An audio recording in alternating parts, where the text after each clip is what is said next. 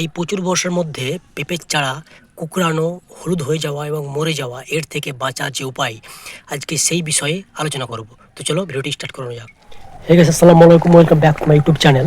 তো আজকে যে বিষয়ে কথা বলবো সেটা আপনার থাম্বনেল দেখে অবশ্যই বুঝে গেছেন। এই প্রচুর বর্ষার মধ্যে পেঁপের চারা কুকড়ানো, লাল হয়ে যাওয়া এবং পেঁপের চারা যে পচে গোড়া পচে মরে যাচ্ছে সেই বিষয়ে আজকে সামান্য কিছু আলোচনা করব এবং কীভাবে তা সংরক্ষণ করবেন সেই বিষয়ে একটু কথা বলবো। তো চলুন ভিডিওটি শুরু করা যাক।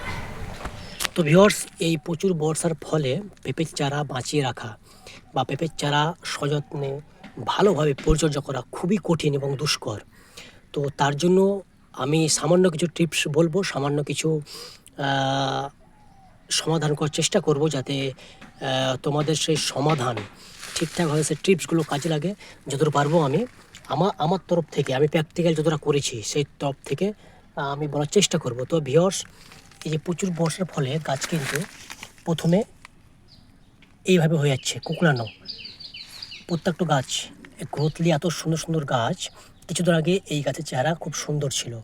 তো তোমরা দেখতে পাচ্ছ যে প্রত্যেকটা গাছ কিন্তু এমনিভাবে কুকড়ানো হয়ে যাচ্ছে এবং ধীরে ধীরে ধীরে ধীরে গাছের অবস্থা এই হয়ে কিন্তু গাছ মারা যাচ্ছে।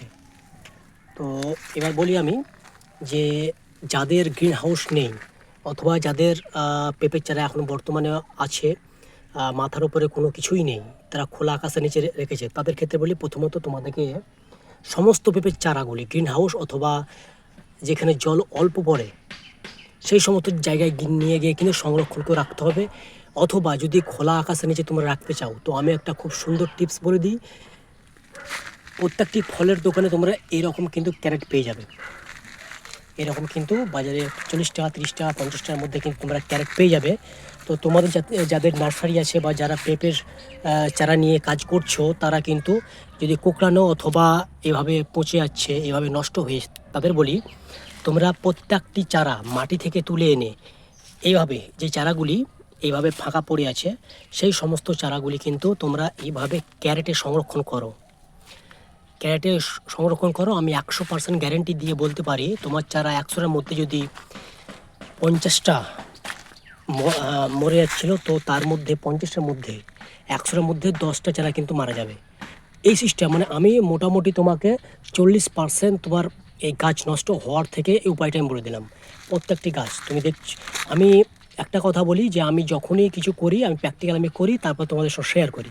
তো প্রত্যেকটি চারা কিন্তু আমার এভাবে সংরক্ষণ করানো আছে।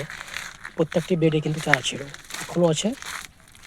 এবং তোমরা দেখতে পাচ্ছ যে আমি এগুলি কিন্তু এখনই সংরক্ষণ করে রাখলাম, কারণ এই চারাগুলি এত বর্ষার ফলে নষ্ট হয়ে যাবে। তো তোমাদের এই প্রথম টিপস, তোমরা ক্যারেট এনে প্রত্যেকটি চারা কিন্তু এই ক্যারেটের মধ্যে রাখতে পারো। যাদের ফাঁকা, যাদের মাথার উপরে কোনো ছাদ নেই, তোমরা ফাঁকাতে যাদের চারাগুলি এভাবে আছে, তোমরা ফাঁকা জায়গায় এভাবে কিন্তু উঁচু উঁচু জায়গায় ক্যারেটগুলো রাখবে এবং ওর মধ্যে কিন্তু তোমরা পেঁপে সংরক্ষণ করবে। তোমাদের যে তুলনায় নষ্ট হচ্ছিল অনেক অনেক অনেকটাই কমে যাবে। এবং দ্বিতীয় টিপসটা আমি বলি, যাদের এরকম অনেক বড় বা ছোট গ্রিন হাউস আছে, তারা কিন্তু অবশ্যই ফাঁকা জায়গা থেকে পেঁপের চারাগুলি তুলে এনে কিন্তু এই গ্রিন হাউসের মধ্যে রাখো। তোমরা দেখতে পাচ্ছ যে আমার কিন্তু এখানে অতটা কোঁকড়ানো নেই এবং নষ্ট হয়নি। এই চারাগুলি সব কিন্তু গ্রিন হাউসের মধ্যে রয়েছে বলে কিন্তু কোনো ক্ষতি হয়নি। এবং ওপর থেকে যে প্রচুর বেগে জলটা পড়ে, সেই জলটা কিন্তু এর মধ্যেও পড়ে না। এই গ্রিন হাউসের জন্য কিন্তু অনেকটা বাঁচিয়ে নেয়। এবং এই জায়গাটা উঁচু উঁচু জায়গার মধ্যে কিন্তু গ্রিন হাউস অবশ্যই করতে হবে বলে কিন্তু সুন্দরভাবে প্রত্যেকটি গাছ তোমরা দেখতে পাচ্ছ যে অতটা ক্ষতি হয়নি, খুব সুন্দর আছে। তো তোমরা দ্বিতীয় টিপস বললাম, যাদের গ্রিন হাউস আছে তারা যদি এরকম বড় না করতে চাও, তো তোমরা ছোট গ্রিন হাউস বানিয়ে তোমাদের মোটামুটি কিছু চারা রাখার জন্য এই ছোট গ্রিন হাউস বানিয়ে তোমরা কিন্তু চারা রাখতে পারো। এই দুটো টিপস তোমরা ফলো করো, অবশ্যই তোমাদের চারা অনেকটা অনেকটা কিন্তু এই বর্ষার হাত থেকে বেঁচে যাবে। এবার কী স্প্রে করবে, কী কীটনাশক দেবে এবং বা আর কী করবে সেটা একটু আমি বলি। তোমরা কিন্তু অবশ্যই এই বর্ষাতে সপ্তাহে 2বার সাপ পাউডারটি মাঝে মাঝে মারবে, অবশ্যই মারবে। এবং যে কীটনাশকের কথাটি আমি বলি সেটা কাকা। তোমরা সপ্তাহে 2বার করে কাকা মারো, এতে স্প্রে করো। লিটারে 2 ml করে মেশানোর পর স্প্রে করবে, তোমরা ফলো করবে যে এর মধ্যে যে এই কোঁকড়ানোগুলো তোমরা ফলো করছো এগুলো কিন্তু ধীরে ধীরে ধীরে ধীরে ধীরে ধীরে বন্ধ হয়ে যাবে এবং গাছ কিন্তু খুব সুন্দর থাকবে। তো এই দুটি জিনিস তোমরা মারতে পারো, একটি হচ্ছে কাকা আর একটি সাপ। এবার তোমরা যদি ভাবো যে সাপ এবং কাকা মিক্স করে মারবো, এটাও করানো যায়, এটা খুব সুন্দর হবে, এটাও তোমরা মারতে পারো। কীটনাশক প্লাস সাপ তোমার খুব সেফটি এবং খুব পেঁপের জন্য খুব সুন্দর। তো এই দুটি তোমরা অবশ্যই অবশ্যই ব্যবহার করো। তো ভিউয়ার্স, যদি ভিডিওটি ভালো লেগে থাকে তো প্লিজ চ্যানেলটি সাবস্ক্রাইব করে নাও, লাইক করো আর বেশি বেশি করে ভিডিওটি শেয়ার করো, যাতে অন্য আমার চাষি বন্ধুরা, এগ্রিকালচার বন্ধুরা একটু হলে উপকৃত হয়। আসসালামু আলাইকুম ওয়া রাহমাতুল্লাহি ওয়া বারাকাতুহু।